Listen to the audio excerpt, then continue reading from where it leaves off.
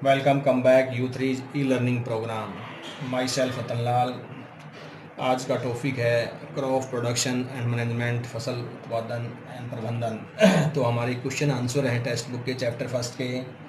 तो question third है हमारा, दो दो उदाहरण दीजिए किस किस के। खरीफ फसल। खरीफ फसल क्या होती है? ऐसी फसल जो जून और जुलाई में बोई जाती है और सितंबर अक्टूबर में काट ली जाती है, उसे खरीफ की फसल कहते हैं। ये उनकी उदाहरण है मक्का और धान इत्यादि। इसी तरह सेकंड पॉइंट है इसका, रबी फसल। रबी फसल मीन्स ऐसी फसल जो अक्टूबर नवंबर में बोई जाती है और मार्च अप्रैल में काट ली जाती है, उसे रबी फसल कहते हैं। ये एग्जाम्पल है गेहूँ, चना आदि। अब हमारे पास कृषि पत्ती है। पहले भी बताया था हमने, कृषि पत्ती के बहुत से कारक हैं। तो फर्स्ट कारक है मिट्टी की तैयारी करना। मिट्टी की जब हम कोई फसल उगाते हैं तो सबसे पहले मिट्टी की तैयारी करते हैं। कोई भी फसल उगाने से पहले भूमि को योग्य बनाया जाता है कि इसमें बीज का अंकुरण उचित प्रकार से हो सके, कि उसमें बीज आसानी से डल सके। खेती की तैयारी के लिए देसी अंतर या मिट्टी प्लट दोनों प्रकार के हल का प्रयोग किया जाता है। इसमें दो प्रकार के अंतर, या तो देसी अंतर के द्वारा या मिट्टी प्लट यंत्र के द्वारा हम खेती की जुताई, मिट्टी की तैयारी कर सकते हैं। तो हमारा फर्स्ट पॉइंट है कृषि पत्ती में। सेकंड पॉइंट है बुआई। बुआई का मतलब है जब मिट्टी तैयार हो जाती है, मिट्टी की जुताई कर ली जाती है, उसके बाद बुआई की जाती है।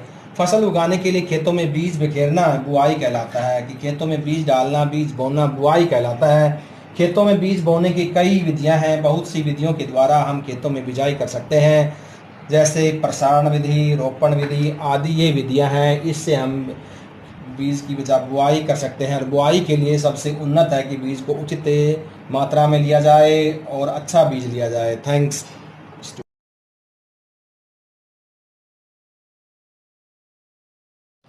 नेक्स्ट थर्ड पॉइंट, निराई। भूमि से अनावश्यक पौधे निकालना निराई कहलाता है। निराई का दूसरा नाम गुड़ाई भी कहलाता है, अनावश्यक पदार्थ निकालना। निराई कस्सी द्वारा, खुरपा द्वारा, यह कल्टीवेटर आदि से की जा सकती है। निराई करने से फसल में वृद्धि होती है, भूमि में वायु संचार बढ़ जाता है और भूमि में जल धारण की क्षमता भी बढ़ जाती है। फोर्थ पॉइंट है हमारा थ्रेशिंग। थ्रेशिंग मीन्स अनाज को भूसे से अलग करना, थ्रेशिंग कहलाता है। मढ़ाई कहलाता है, कढ़ाई कहलाता है। अनाज को भूसे से अलग करना, अन्न को भूसे से अलग कर चारे के रूप में प्रयोग किया जाता है, ये थ्रेशिंग कहलाता है। और इनके डायग्राम हमने नीचे दे रखे हैं। Thanks boys.